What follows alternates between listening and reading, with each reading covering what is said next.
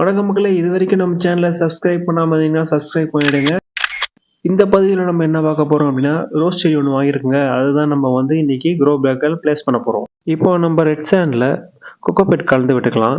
Cocopeat கலந்து விட்டுக்கிட்டு நமக்கு எந்த சைஸ் க்ரோ பேக் தேவையோ அதை எடுத்து வச்சுக்கிட்டு அதில் கொஞ்சோண்டு ரிவர்ஸ் சாண்டை போட்டு வச்சுக்கலாம்.